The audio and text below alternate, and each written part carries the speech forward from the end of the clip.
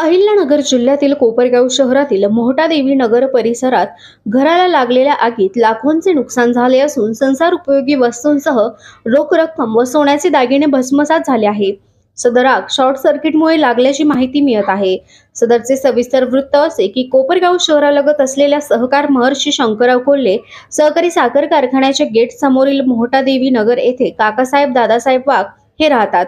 ते आपल्या कुटुंबासह कामावर गेले असता त्यांच्या राहत्या घरातून धूर निघत असल्याचे त्यांची मुलगी प्राची काकासाहेब वाघ हिच्या लक्षात आल्याने तिने परिसरातील नागरिकांना मदतीसाठी बोलवले। मात्र स्थानिक नागरिक मदतीसाठी येईपर्यंत आगीने मोठा पेट घेतला होता। यावेळी त्या ठिकाणी असलेल्या श्याम सवत्सरकर यांनी घटनास्थळाची माहिती युवा नेते विवेक कोल्हे यांना दिली असता विवेक कोल्हे यांनी क्षणाचाही विलंब न लावता कोल्हे कारखाना अग्निशमक विभागाला सूचना केल्या असता घटनास्थळी अग्निशमक विभागाने धाव घेत आग आटोक्यात आणण्यात आली आहे। सदर आगीत 2 कपाट, सोफा सेट, फ्रीज, कपडे, संसार उपयोगी साहित्यांसह मुलीच्या हॉस्टेलची फी भरण्यासाठी आणलेली रोख रक्कम व 3 तोळे सोने जळून खाक झाले।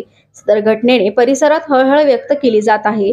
यावेळी स्थानिक रहिवासी श्याम सवत्सरकर, ग्रामपंचायत सदस्य गणेश राऊत, अशोक वराड, सतीश निकम, भावड्याभाऊ वाघ, लक्ष्मण चव्हाण, दत्तात्रय सवत्सरकर आदींसह स्थानिक नागरिकांनी आग विझवण्यासाठी शर्थीचे प्रयत्न केले। या प्रसंगी युवा नेते विवेक कोल्हे मित्रमंडळाच्या वतीने पीडित कुटुंबास मदत करून घरचे पत्रे बसवून देणार असल्याचे श्याम सवत्सरकर, ग्रामपंचायत सदस्य गणेश राऊत, अशोक वराड, सतीश निकम, भावड्याभाऊ वाघ, लक्ष्मण चव्हाण, दत्तात्रय सवत्सरकर यांनी सांगितले आहे।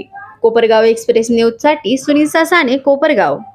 आज संजीवनी साखर कारखाना गेट परिसरात काकासाहेब वाघ यांचं घरात जळीत झालेलं आहे आणि हा सर्वस्व याला जबाबदार एमएससी बोर्ड आहे। हजार वेळेस त्यांच्याकडे विनंती करून, हजार वेळेस तक्रारी करून स्थानिक लोक पैसे भरायला तयार असताना सुद्धा यांनी दुर्लक्ष केलं।